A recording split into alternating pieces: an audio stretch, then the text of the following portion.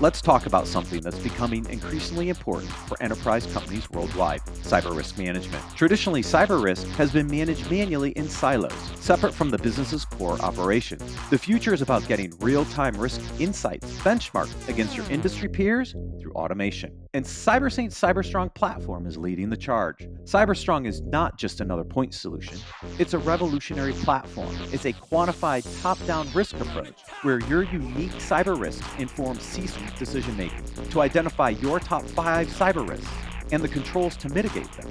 Sign up for your free cyber risk analysis by visiting securityweekly.com/cybersaint. Hi folks, I'm Adrian Sanabria, the host of Enterprise Security Weekly. Every week, we interview the most interesting folks we can find, talking about the most pressing cybersecurity issues and challenges facing the enterprise today. Myself and my co-hosts have each been in the industry for decades, long enough to see the patterns in the industry and explore where trends are going. In addition to enterprise challenges, we also follow the vendor space, the most interesting security startups emerging, technology and product trends, all the most interesting funding and acquisition announcements. Finally, we love to discuss the latest trends in tech and how they'll impact cybersecurity. If you're wondering how the latest in AI, quantum computing, cloud, and DevOps is going to impact security a few years down the road, you should follow the Enterprise Security Weekly podcast.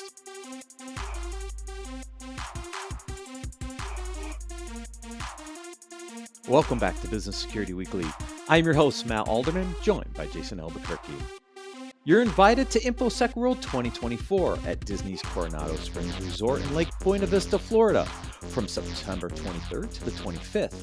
Join top security experts for this premier event. Save 25% on your pass by using code ISW24-SW25 when you register at securityweekly.com/InfoSec World 2024.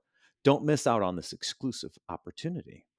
All right, Jason, articles for this week. Missing Ben, because I pulled in one from last week that we should talk about. But so as you guys know, I try to order these from kind of like top down, and I try to. It's interesting. Sometimes, some weeks, Jason, it's just like these articles just kind of fall in a line, right? They're just they build on each other, so it's so great. This is one of those weeks. All right, First one.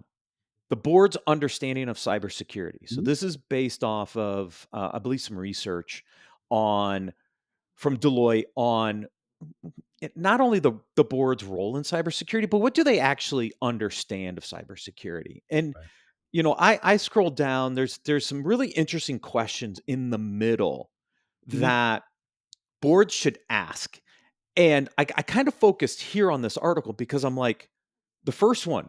What are the critical cyber risks that your organization faces? Yep. The question is, how many can actually answer that? Like, I know. Right?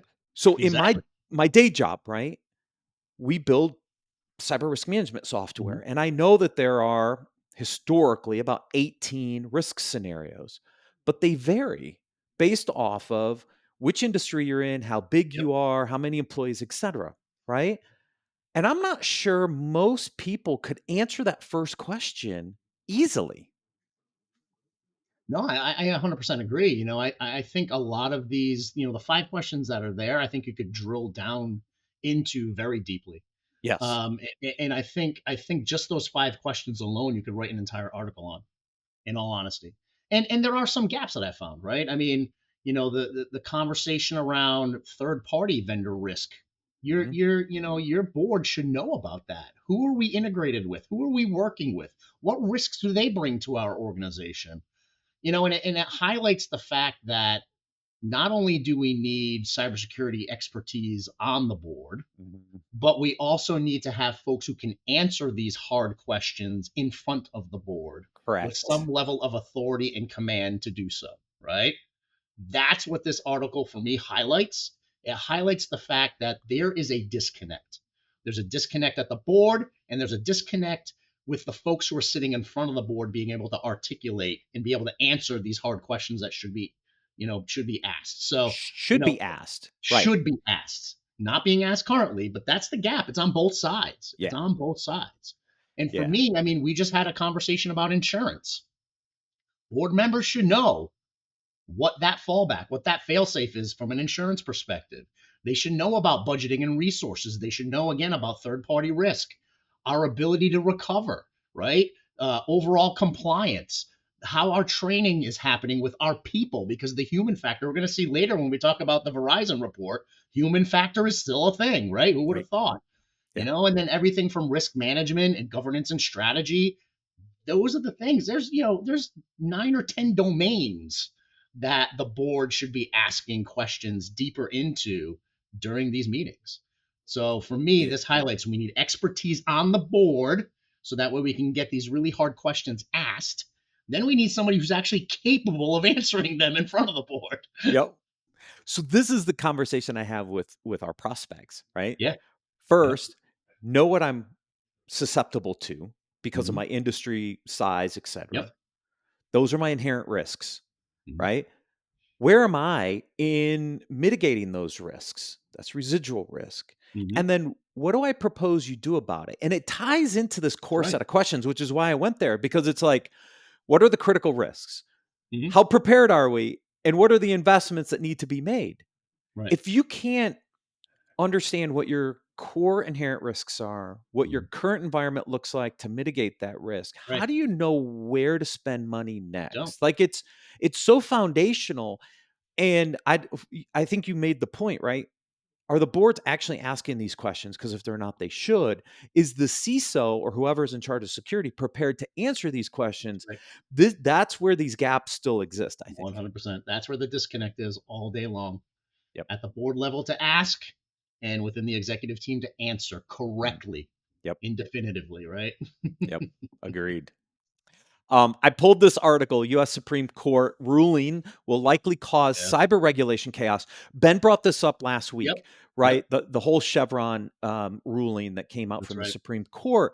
This article does a really good job of breaking down which potential regulations Yeah. could be impacted. Now, I'm not a lawyer. I don't even pretend to Right. play a lawyer. That's Um, right. I would still be prepared for these, but I think it is going to be interesting to see what happens with some of these regulations because it Yeah. obviously goes to the SEC, um, cybersecurity rules that were Hmm. launched late last year, but then there's others. There's Right. FCC rules, there's CISA, there's Yep. all kinds of downstream regulations. I didn't even know some Yeah. of I these mean, all the were, way down to GLBA. I mean, yeah, Grant Leach. I mean, that's gonna be affected as well. The one piece that I pulled out of here when I started digging into kind of the language from the Supreme Court, I started really digging into the language of where it says court decisions that were already made will not be overturned as part of this, right?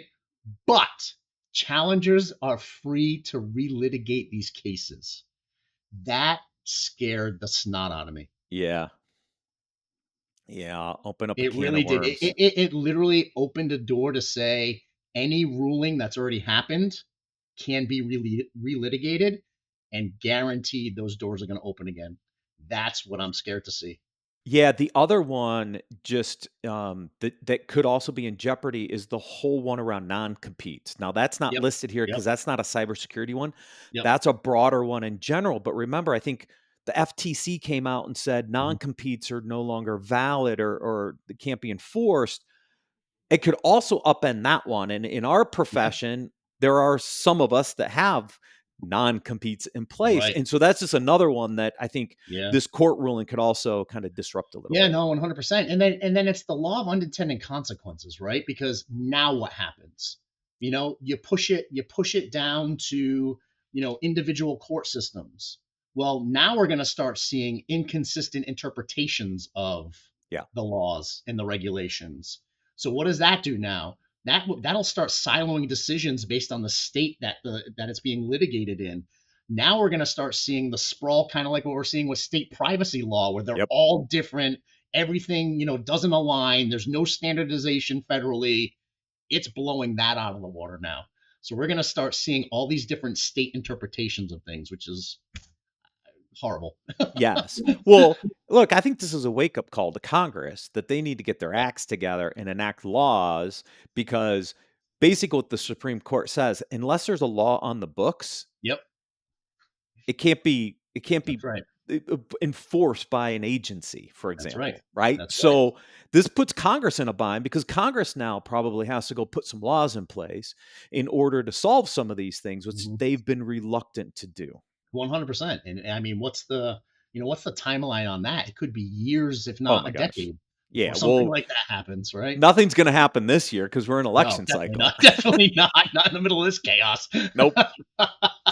Nope. But yeah, I I mean, told Brian, when he came on, I'm like, I yeah. need some shield from Havoc right about now. Yeah, that's right. Yeah, I mean those two unintended consequences are what scare me the most. Relitigation Yeah. and then all of these inconsistent interpretations across the country based on whatever legal jurisdiction you're in. Yep. All right. So bored to some regulatory stuff. Now we're going to the other side of the coin. What CEOs need to know about cybersecurity, right? So this is that other side of the coin we kind of talked about Yeah. in the first Yeah. article.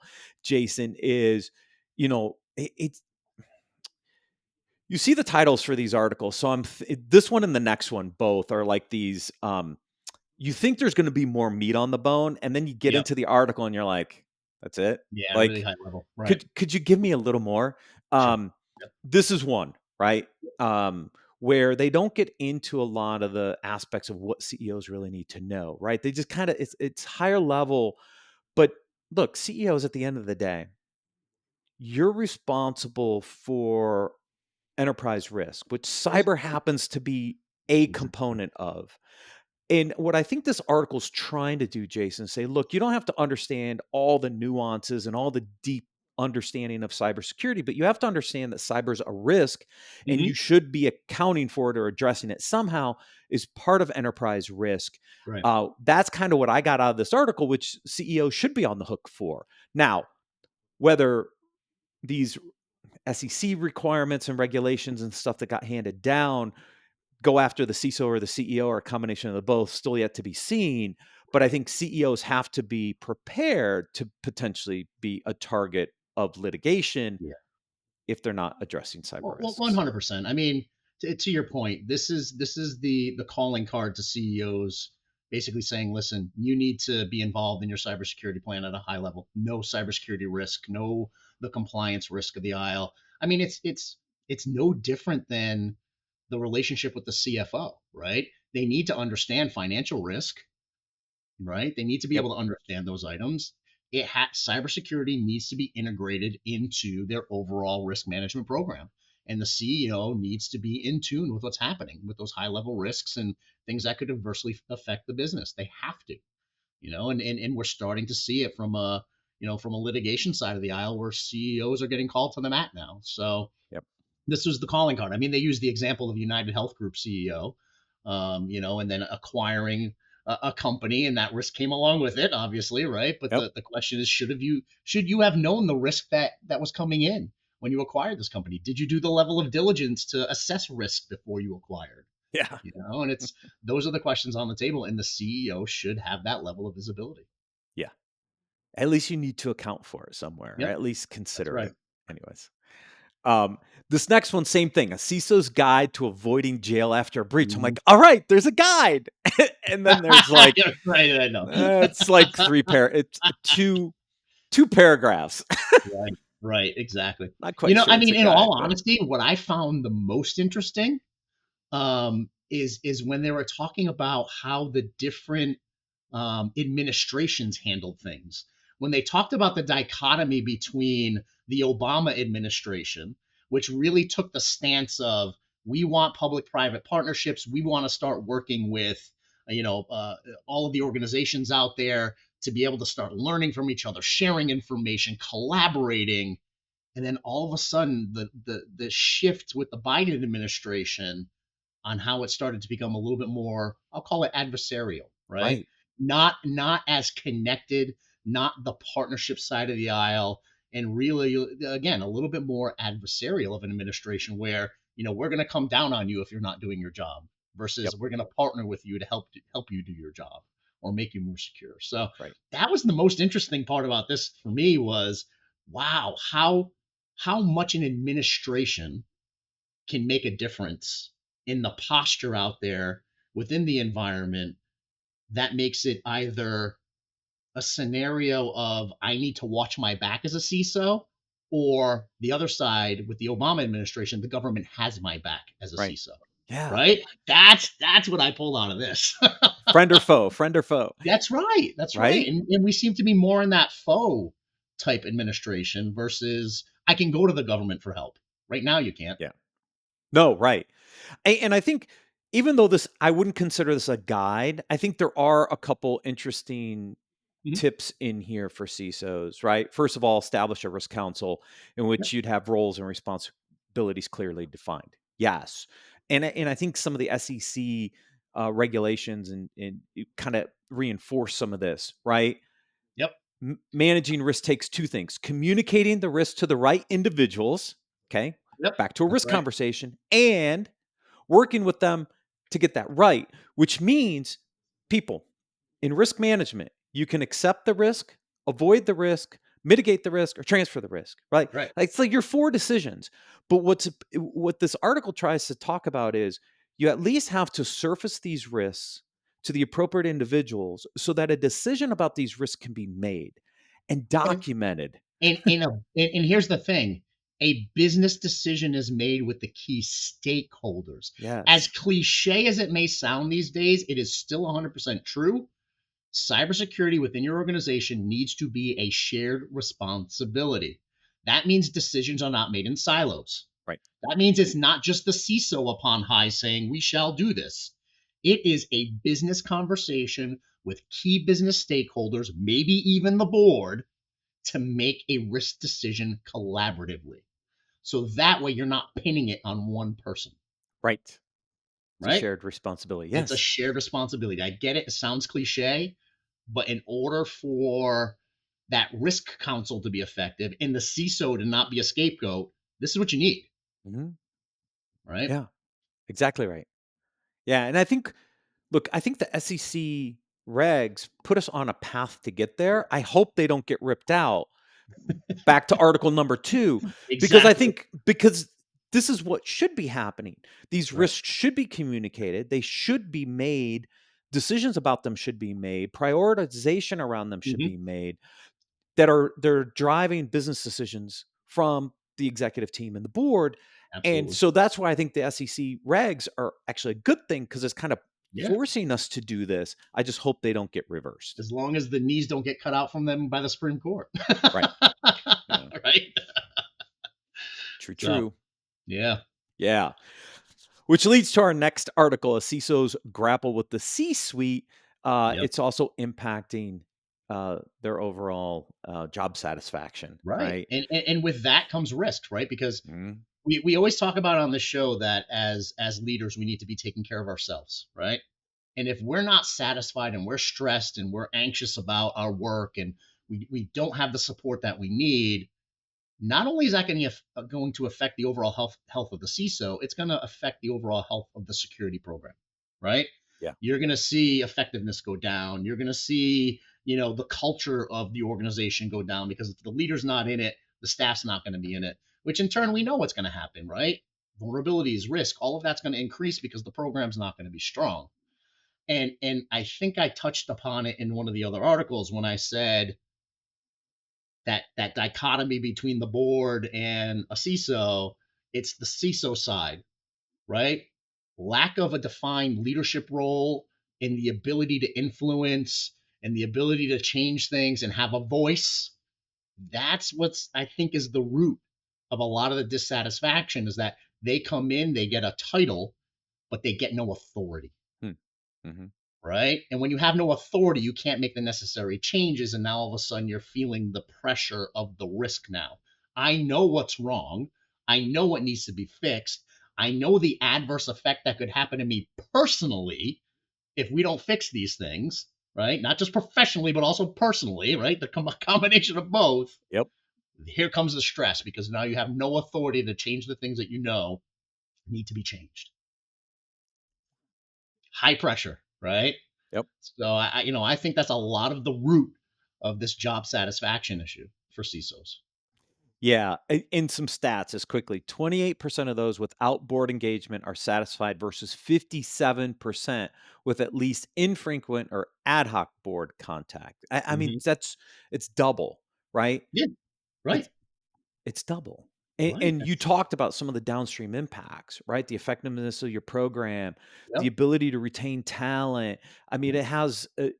it has a spiraling effect if your Hmm. CISO's not satisfied. Yeah, 100%. So, Yeah. we got to fix it. And I think a lot of fixing this issue is allow the CISO to step up, get that seat at the table, but also have the authority to make the change that's needed. Be part of the conversation. You want to know what? From my professional perspective, if you have the table to sit down in front of a board of directors and say, here are all the risks within the organization. Here's what I'm looking at from a priority perspective to remediate all of these risks. And the board sits down and you have a really value add, constructive conversation. And the board's like, we can only afford to do 3 of these this year. Let's pick which ones we're going to do. Let's do them together. Let's get on a journey. Let's figure out how we get to that end game eventually. It may not be just this year. Maybe it's, an 18-month type roadmap. And if the CISO has the ability to sit there and brainstorm and come up with solutions, that's still helpful. They still feel heard and listened to, and they know that they have a level of authority to make change. Let's just be honest with each other. I get it. You're not going to be able to afford to do everything, but let's work together on a solution on how we get there eventually, right? That's what those conversations need to be. Yep.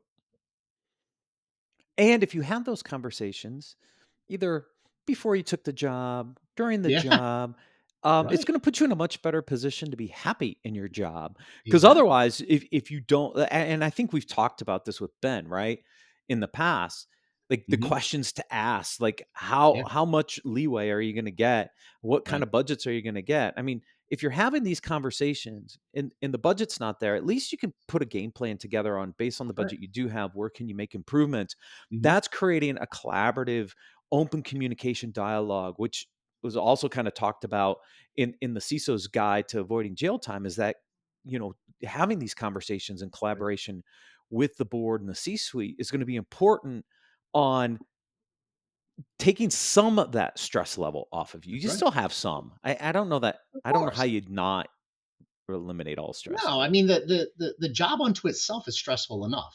Yeah. You don't need those added pressures, right? So, I mean, I think that's it. It's all of those added pressures that are on top of it that create that satisfaction issue. I mean, when you go into this role, you know it's going to be a level of stress, right? You know Yep. that. But Yeah. let's not pile on. Yep. All right. DBIR is out. I have not read the whole thing yet, Yeah, and but I here's a good summary. And guess what? This is what, number 17 or something like that. It's still the human. yeah, 68% of breaches involved a non-malicious human element. Hey, who would have thought? Who would have thought? Who would have thought? Who would have thunk it? Yeah, because Right. we've only seen it for the last like 16 years. Yeah. Um, I'll tell you one of the ones I was surprised about. It was more of the financial number, the fiscal number around it. It says 62% of financially motivated incidents involve ransomware or extortion, with an average loss of $46,000 per breach. That seemed low to me. I don't know it why. Yeah, I think it is low because we actually use a historical loss database, and I Yeah. can tell you that's really, really low. Now Yeah. they're averaging that out across everything. It definitely varies by industry and size True. True. segments for sure. And I'm not, and that may just be the initial loss. That may not be all the downstream. So Yeah. the historical loss database we use has 30 years of historical data in it, and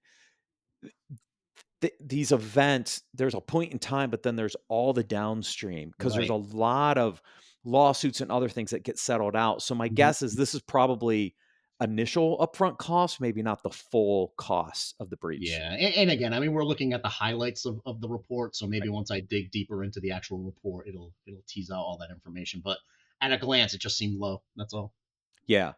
Uh, yeah, 15% involve a third party. I mean, we've seen the third party breaches for a while, ever since the Yeah. target attack. They really haven't changed that much. um, Extortion, including ransomware, which you talked about, a Yeah. lot of credential theft. Yeah.